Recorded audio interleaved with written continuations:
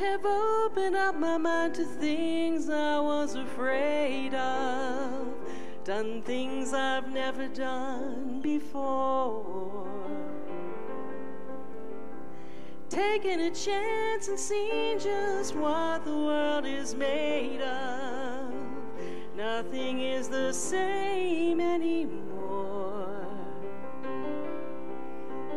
At times I feel a golden spirit running through me, thinking of my life and what it's given to me.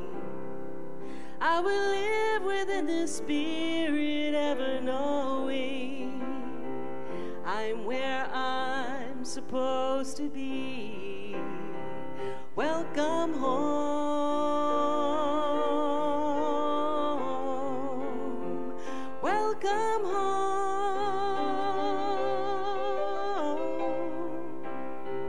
Welcome home.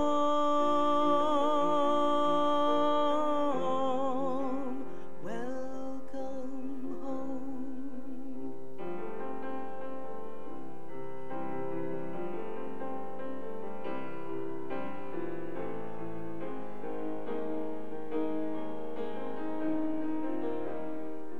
In the waters I can see a clear reflection of the force that's all around. There's a harmony of season and direction. This is surely sacred ground. Sweet life is everywhere while we stand in the clover.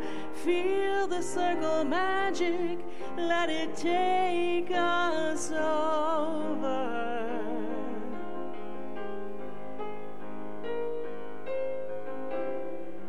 And for all that I've been blessed with, I feel certain I'm where I'm supposed to be. Welcome home. Welcome home.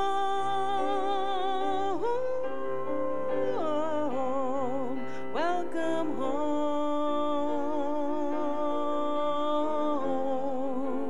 Welcome home.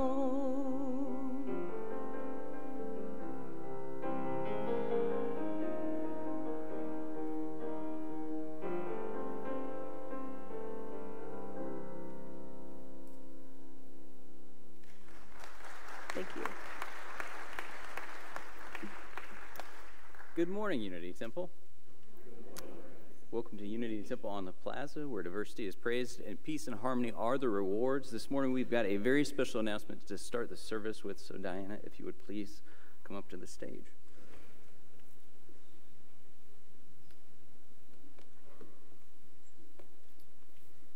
Good morning. So I am so pleased to announce and share our new prayer chaplain program with all of you. We just finished up our training, and so today what I want to do is just bring our prayer chaplains up and introduce them. But before I do that, I wanted to share some of the services that we provide. So before and after every Sunday service, we're here to pray with you. And so if you'd like, you could just find one of us and we'll pray with you. And then we have reestablished wellness calls. And so once a month, we give those interested a call, and we're just checking in to see how you're doing. And during that conversation, we'll share things, events that are going on at the temple. And then we'll end our call with you by offering to pray with you. Then finally, we are doing hospital visits. So if you or a loved one would like us to do a visit, you can just contact us via our website or stop one of us and let us know. So if the prayer chaplains will come up.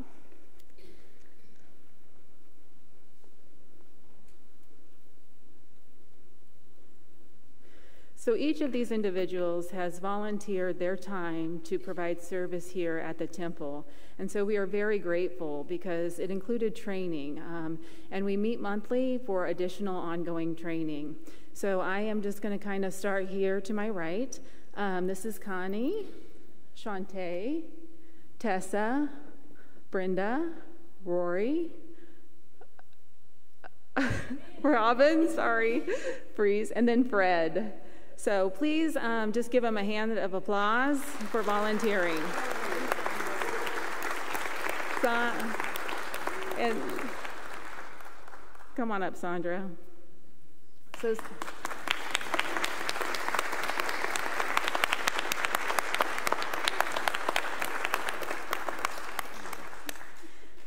Wow, I got here as quickly as I could.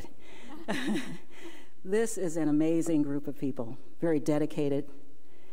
Anytime you need anything, any prayer support, a shoulder, a listening ear, here's your tribe. So I want to thank all of you for all that you are and all that you do, not just for Unity Temple, but all whose lives touch yours. Thank you.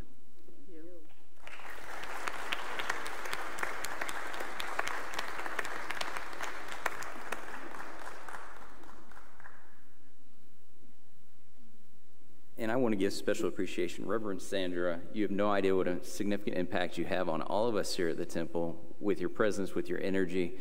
And for those of you who missed out, she gave an incredible presentation at Nurture Divine Spirit at Unity Village just the other day. And so many gifts, so many amazing things that are out there to take advantage of.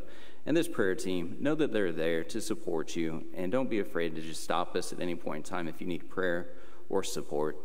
And so, thank you, Reverend Sandra, so much for everything. Now we will begin today's service with the temple chimes, the opening prayer, and the call to inspiration.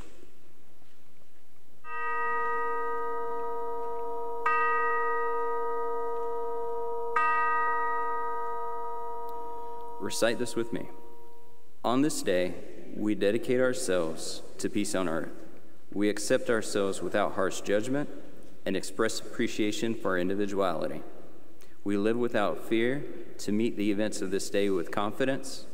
We accept others without prejudice to experience a sense of unity with all people. We honor our earthly environment and recognize a sense of oneness with all creation, in harmony with ourselves, our lives, other people, and all of nature. We live this day with a peaceful mind, a peaceful heart, and thank you, God. Amen.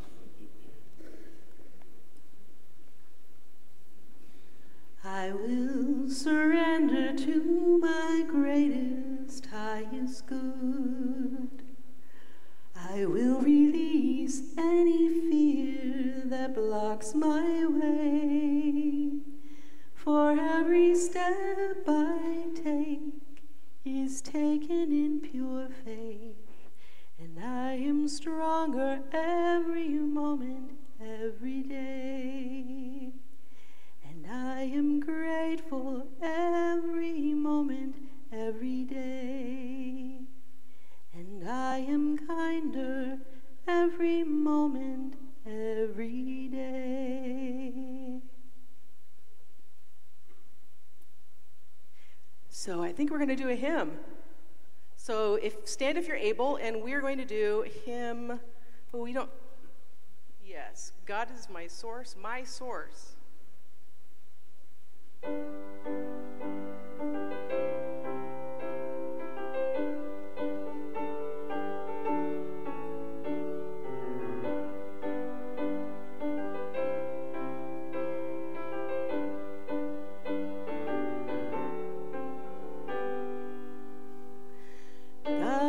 The source of my supply, ready the good to multiply, bringing the substance I require, filling my every deep desire.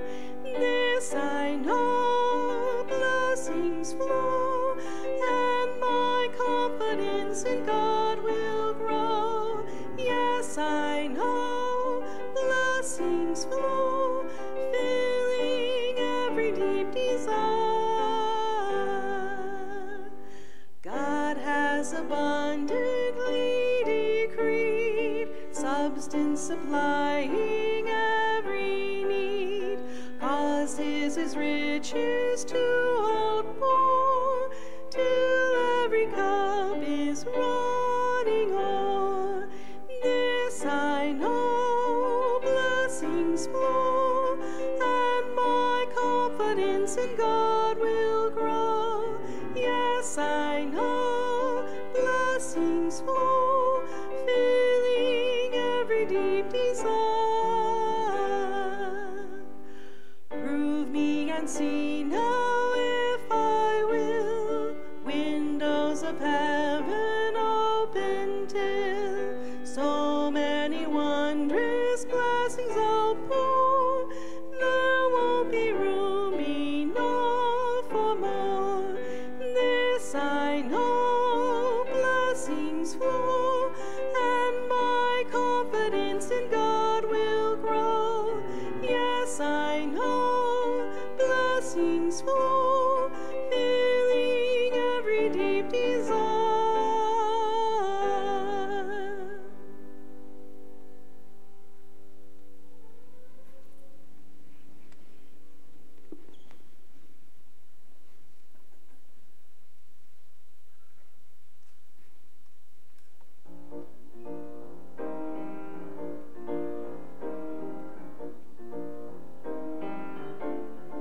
Come with me, and you'll be in a world of pure imagination. Take a look, and you'll see into your imagination.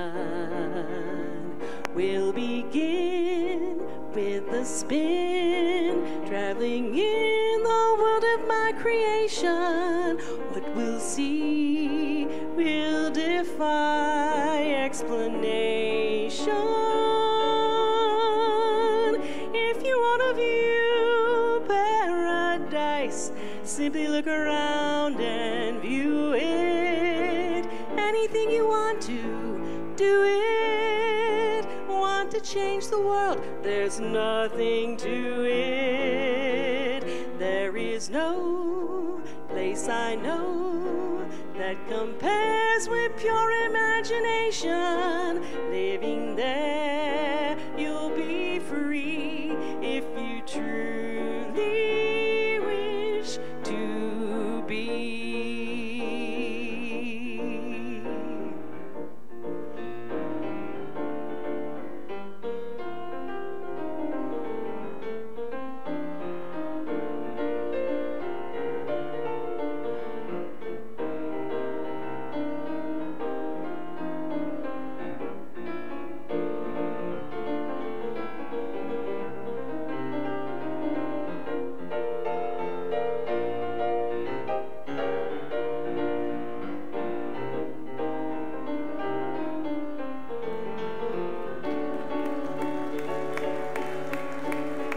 If you want to view paradise, simply look around and view it.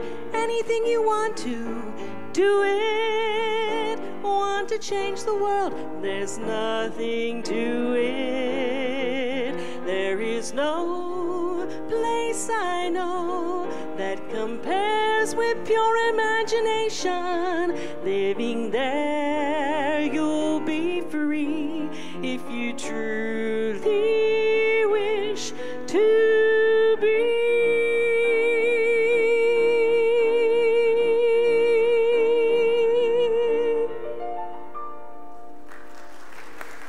Thank you.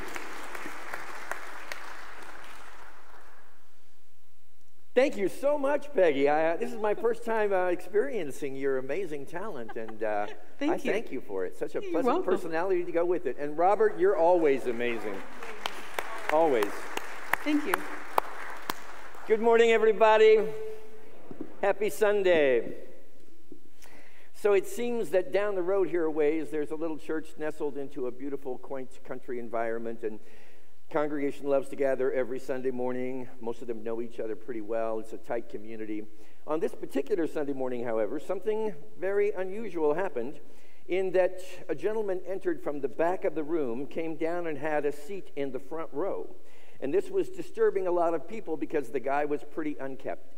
And he also had a rather unpleasant odor about him. Obviously hadn't bathed in a long time and wasn't shaven or anything. So at any rate, the service continued, and afterward, as the pastor was in the back of the room thanking everybody for attending, this fellow came along toward the end, and the pastor reached out and took the fellow's hand, and he said, "Look, fella," he said, "I'd like for you to do me a favor this week. I'd like for you to take some time and go to God and ask God what is the appropriate manner for you to show up within the sacred walls of this temple." And the fellow said, "Sure, buddy, I'll be happy to do that." So the next Sunday comes, and once again the fellow enters in through the back of the room, comes down and has a seat in the front row. People are actually getting up and leaving his immediate presence this time because he hasn't bathed still, and he looked pretty disgusting as far as most social standards were concerned. At the end of the service, he's walking out, the pastor's standing there again, and this time the pastor's a little perturbed. He says, "Look, fella," he said, "I thought I told you last week that you need to go ask God how you should show up in this church." And the fellow said, "Well, I did just that, Pastor." And the pastor said, "And what did God tell you?" And the fellow responded by saying, "Well, God said he wouldn't know how I should show up in this church because he'd never been here." Yeah. Got a little sting to it, doesn't it? I wanted to share that story with you this morning because I think as we continue this conversation about the importance of understanding, discovering, and living in integrity with our personal value system, we need to recognize that quite often there's a gap between what we say, even in unity, while we embrace all people, we behold the Christ in everyone. And yet, there are those pockets where perhaps we're not completely living up in integrity with the values that we ourselves have discovered are important to us.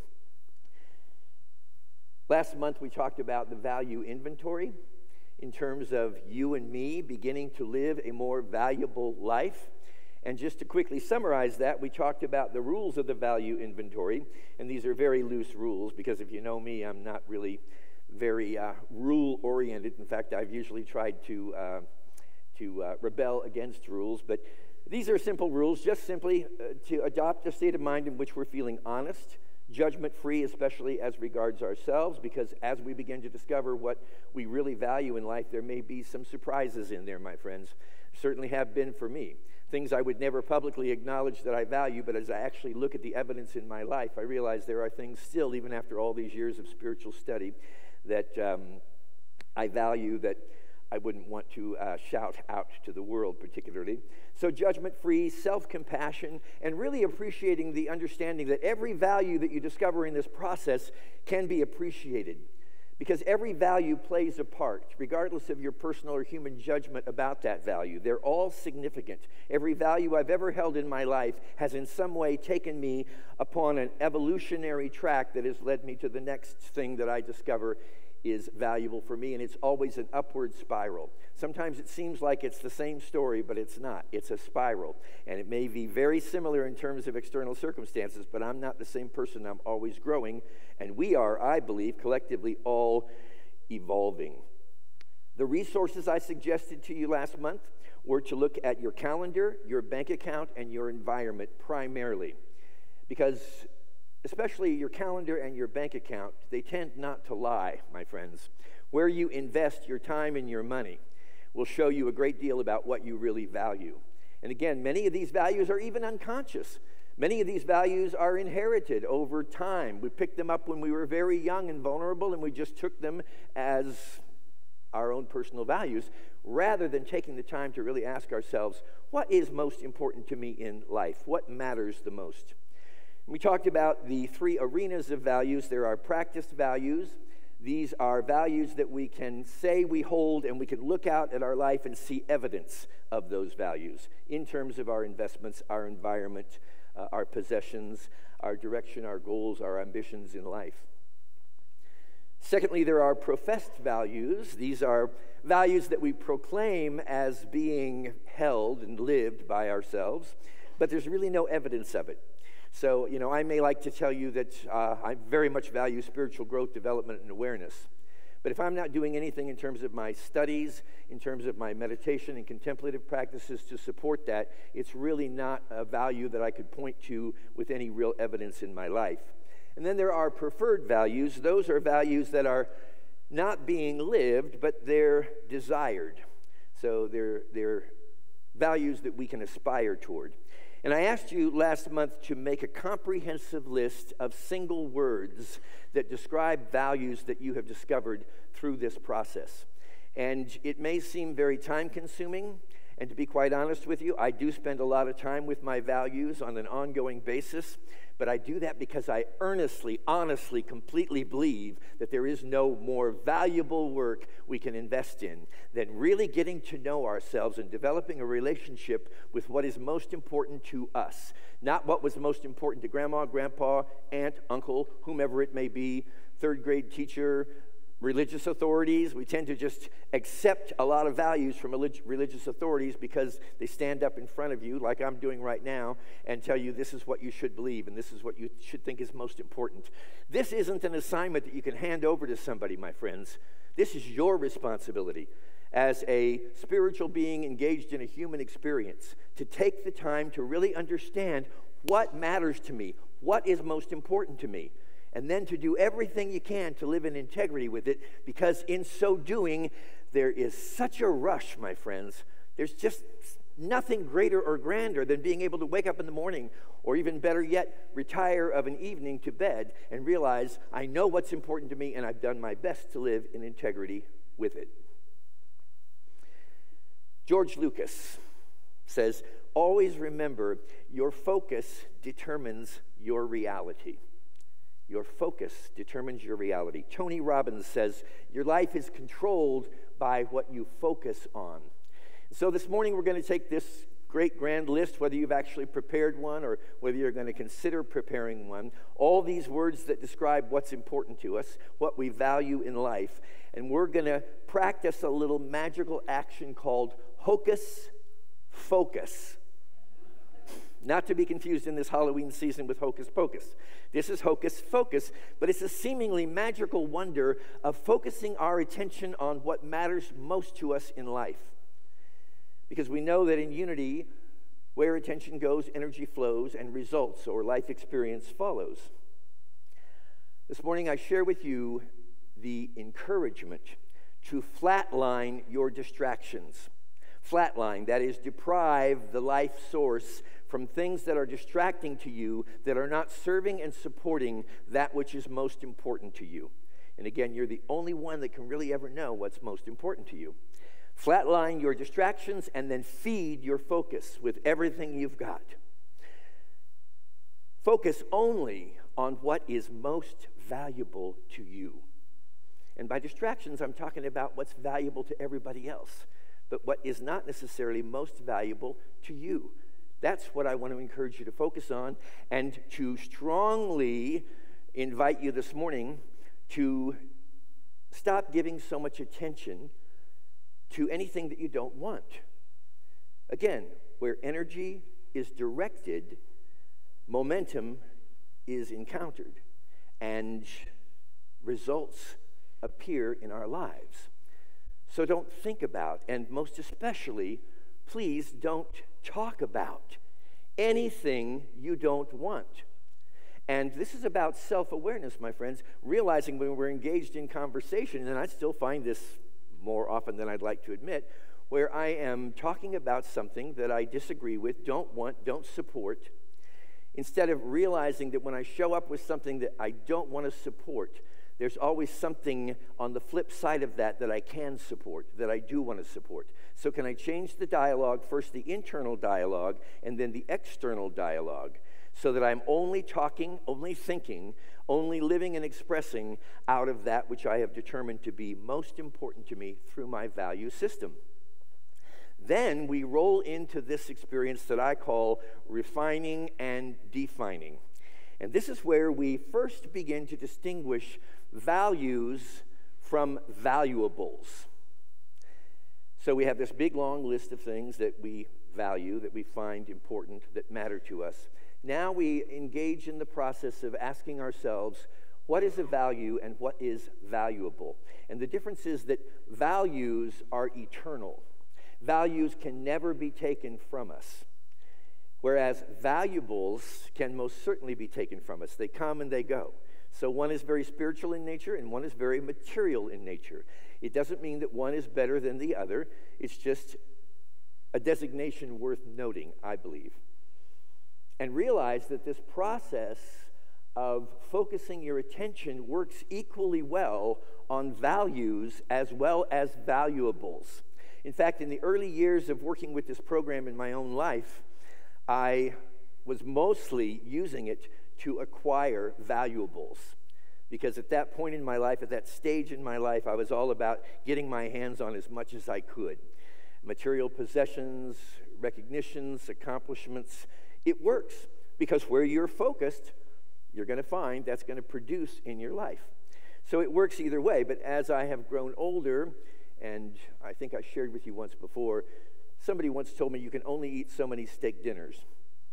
You can only indulge so much in materialistic accomplishment before there's going to come a point where you're going to say, there's got to be something more than this. That's the shift from valuables to values. And I have found that since my focus has now been on values instead of valuables, my life has become so much more deeply enriched, my friends, because now I'm dealing with concepts like faith and beauty and hope and love and peace. And these are really, really, really worth our attention, my friends. And they tend to then attract their own set of valuables. So you don't have to go searching for the valuables, the material possessions or what have you. You're searching for the eternal value behind it. And then that eternal value will automatically begin to draw into your life all manner of valuables. You'll have everything you need. I believe there was this fellow called Jesus who once said, "Seek first the kingdom, and everything else will be added." That's what this is about. Seek first the value, and the valuables will ultimately be added. Now, the next thing that you want to do is take this list now of values, because you've separated the values from the valuables. Take this list of values and prioritize it. It's going to take a little time, but again, the investment here, I swear to you, it's huge, the return that you will receive. It's not about that, but it's there nonetheless. Now you have a prioritized list of these values in your life. Take the top 3 to 5 and adopt them, embrace them as your core value system. Now what you're really doing here, my friends, is audacious, you know. You are creating your own religion. You're creating your own religion. And let me tell you this, and I think I can say this safely from this space this morning. Religion is not a turnkey operation. Even though we try to convince everybody that there's only one way, one religion or another, the reality is this is very, very personal. We're all very unique. This is what Charles and Myrtle Fillmore did so many years ago. They created their own religion out of their own resonance with what their open mind presented them with. They would say, this feels right to me. This I can trust. Bring it in to your value system, ultimately then to, if you care to call it that, religion. I don't necessarily suggest you all go home and tell everybody that you learned how to create your own religion at Unity on the Plaza this morning. But you could, and that is what I'm saying, your value system. It's not going to be like anybody else's, so don't try to replicate it, duplicate it, and for heaven's sake, don't try to win converts toward it. Now, once you've got your top 3 to 5 core values, I encourage you to write a descriptive statement, a defining statement that lets you know what this particular word means for you. Once you've done that, then categorize the remaining values and the valuables and put them under one of your core values. So now you know these are the 3 to 5 things that are most important to me, and then beneath that, any other values or valuables that support that single core value. And there's a handout that's in your possession, I hope. Did everybody get the handout this morning? Did anyone not get it? Okay, we're good. Thanks to our outstanding ushers for doing a great job. What you'll see, and I want to emphasize something, these are my core values. I'm not encouraging you to adopt them. And my core values have changed a great deal over the past several decades. But these are my 3 core values: peace, love, and joy. This is on the back side of your handout this morning. I pray that it's there anyway. If Office Depot did their job, and I think they did, probably. So let's just begin with one of these. Peace, number 1 core value. My defining statement for that, and again, this is my definition. Don't go to Webster. Just ask yourself, all right, this is one of my values. What does it really mean for me? How would I define it? Freedom from all disturbance and distraction in a way that allows me to deeply experience tranquility, relaxation, harmony, and contentment amidst all conditions. Now, in that defining statement, I've included a lot of my other values that didn't make it to the top of the core value list. And those are spirituality, relaxation, freedom, satisfaction, tranquility. Next is my peace valuables. Again, remember, these are things that are not necessarily eternal in nature and could be taken from me. Ease, meditation, silence, stability, solitude. Don't always have control over those kind of things. Whereas the values, you always have the ability to bring forth in greater measure into your life. Second core value is love. Defining statement: the experience of embracing myself and all people and things and conditions in my world with unconditional understanding, acceptance, compassion, gratitude, and celebration. Now that is what the word love means for me today, standing before you in this room right now. Realize that all of this is going to be subject to change, because I believe what you're going to find is what I've discovered, that this value system, for lack of a better word, is constantly evolving and changing as you are constantly evolving and changing. So what is important to you today, how many of you would say that the exact same things that were important to you 25 years ago are important to you today? I wouldn't say that. Mine has changed dramatically over the years. And this is good. It's like it's alive. It's alive. And for me, it's no different than a significant other relationship. That until, in fact, I would say we really have taken the time to delve deeply into what matters to us and to build a relationship with our values, we're going to have a less than easy time working with relationships in family and friends, co-workers, and so forth. An individual that knows what's important to them and has developed an intimate relationship with that value or those values is the most powerful force, I believe, in the universe. And then we go on to the core value of joy, defining statement, the rush of elation. Now this, you probably would all have different understandings or definitions for the word joy. This is mine as a core value. It's service. Because to me, joy and service are simultaneous, and they're one and the same.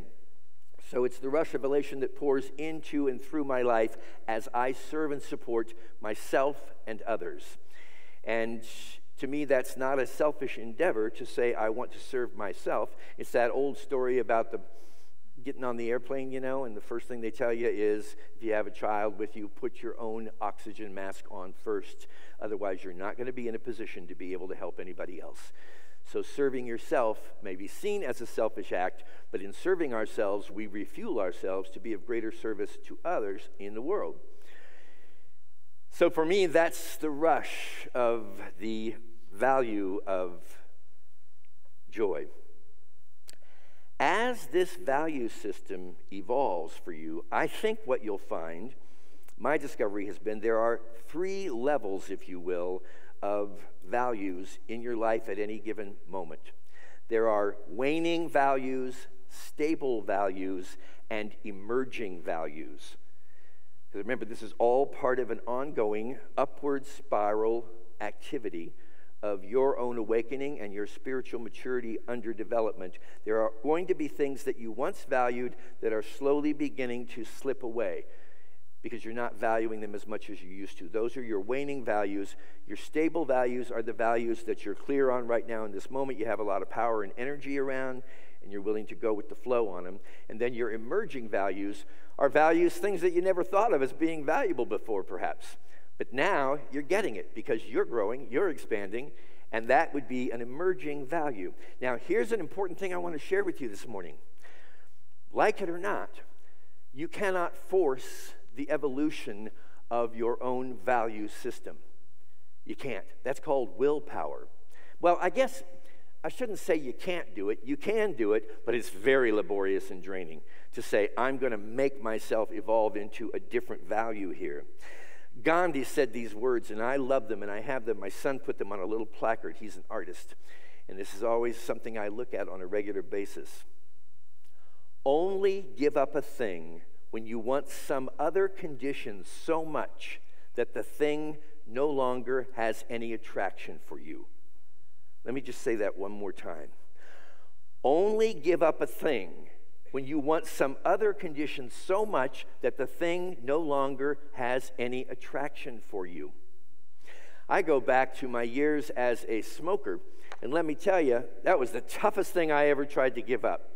I adopted it when I was young. My father was a smoker. I had lots of smokers around me. It seemed normal, so I got into it. When I finally got to the place of of realizing I didn't want to have this, be a slave to this particular habit anymore, and this took a lot of time and energy and several failed attempts, I tried to make it happen. I tried to make myself quit smoking cigarettes. Boy, that was tough. That was laborious. It wasn't until I began to think about what I wanted more than a cigarette.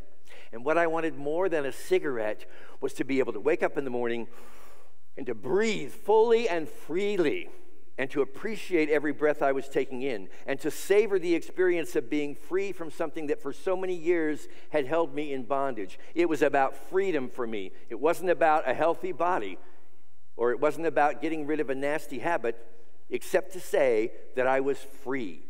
And that sense of freedom was enough to drive me to be able to release that habit for good.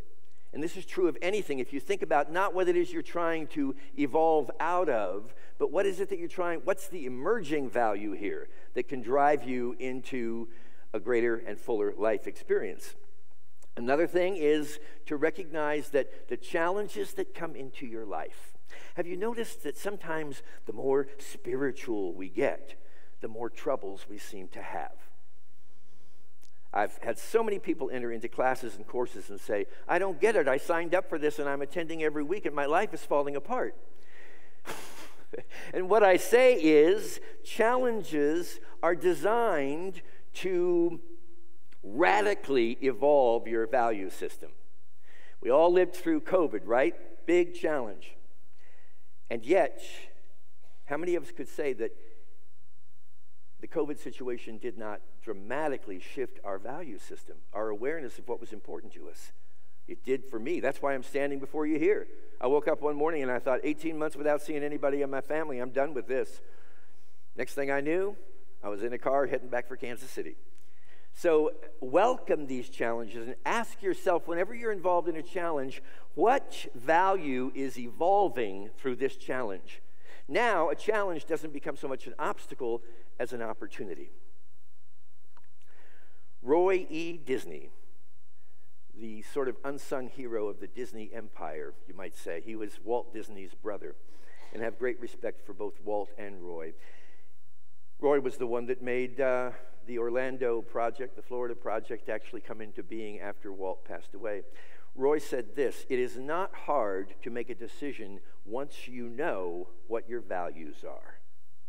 So how much time do we spend laboring over decision-making, determining what the priorities are or should be in our life, charting our course, trying to schedule our time, investing our money? You don't need to follow this prescription that I'm offering to you this morning, and you don't have to follow all the little information that's on that handy handout. That's not what's important to me. That's the system, that's the means, that's the path that I've discovered in my own life for better understanding and living in integrity with my values.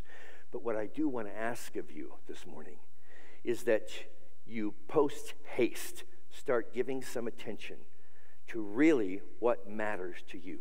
Because, my friends, what matters becomes matter. What matters to you, what you're giving your energy, what you're putting your focus upon, becomes the matter, the material of your life. So the potential for spiritual liberation by moving more from valuables to values and then focusing on these eternal spiritual attributes on a day-to-day basis, and we'll get into that the next time I speak with you, how you can begin to take your value system and move it into a daily practice to wake up every morning looking at those values, feeling those values, and recommitting yourself to being a valuable person who is living on this day and every day of your eternal life a very valuable existence. My friends, I believe that is the manner in which we are all intended to live. And I think that the spiritual liberation that's going on this planet right now is all about us freeing ourselves from external prescriptions and external solutions and external ways and means, and really moving deeply into the center of our hearts, determining what is important and of value to us and bringing it into the world. That, for me, is real diversity. And diversity is praised at Unity Temple on the Plaza. God bless you.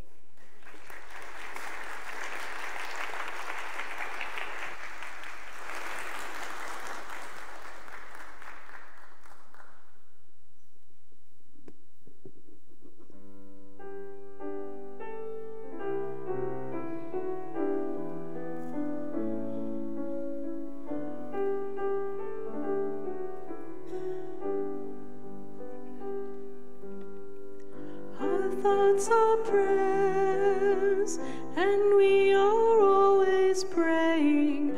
Our thoughts are prayers.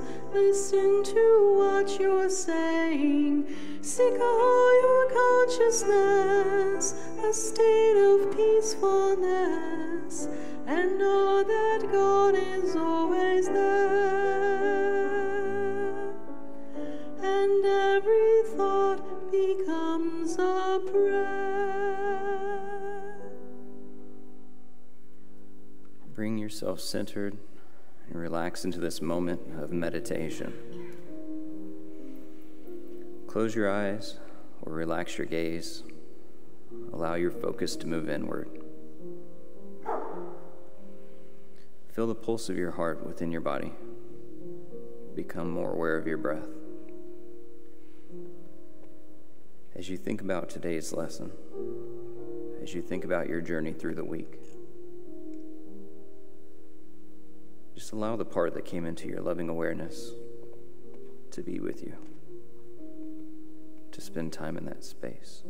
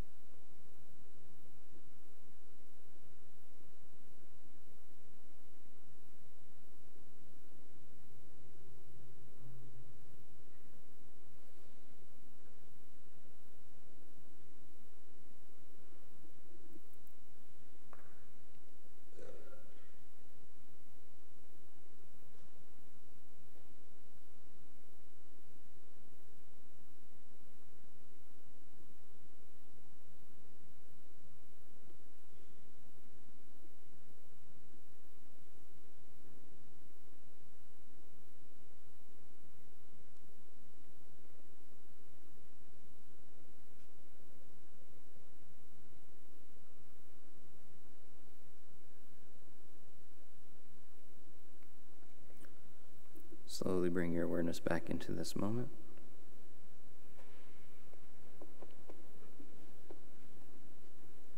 And allow yourself to stay with those thoughts throughout your week.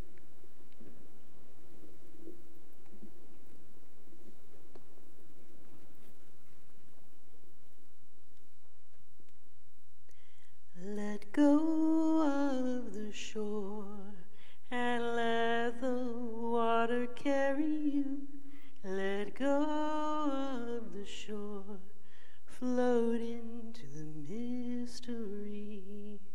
You have all you need, it's all inside of you. Close your eyes and breathe and know that you are safe. Let go of the shore and let the water carry you. Let go of the shore, float into the mystery, float into the mystery.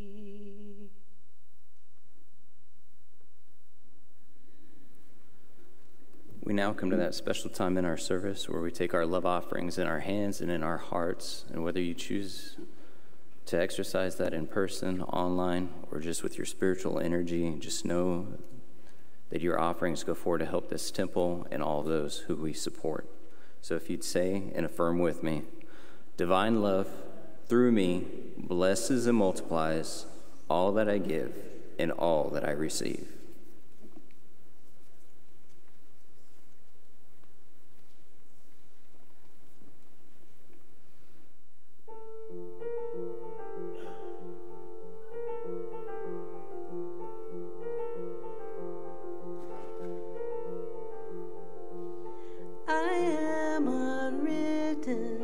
Can't read my mind, I'm undefined.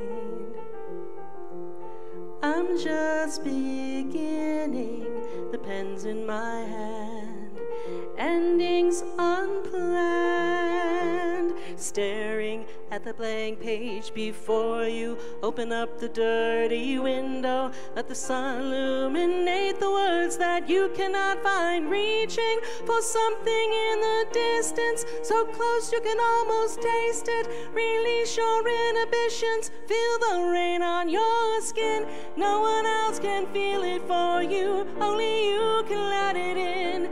No one else can speak the words on your lips. Drench yourself in words unspoken, live your life with arms wide open. Today is where your book begins, the rest is still unwritten.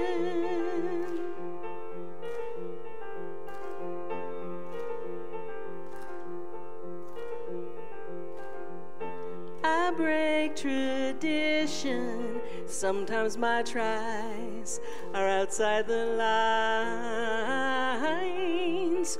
We've been conditioned to not make mistakes, but I can't live that way. Staring at the blank page before you, open up the dirty window, let the sun illuminate the words that you cannot find. Reaching for something in the distance, so close you can almost taste it. Release your inhibitions,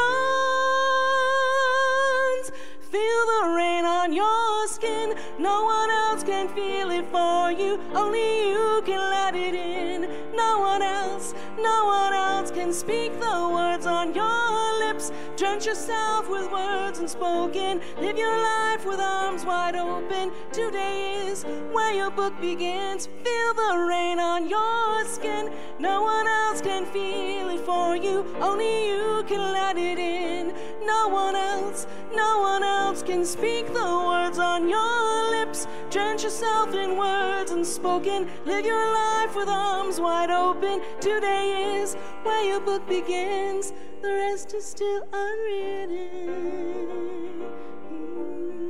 The rest is still unwritten.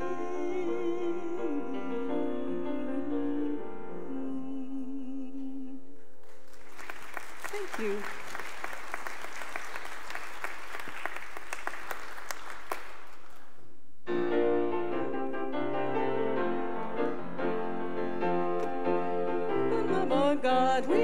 walking in the light of God.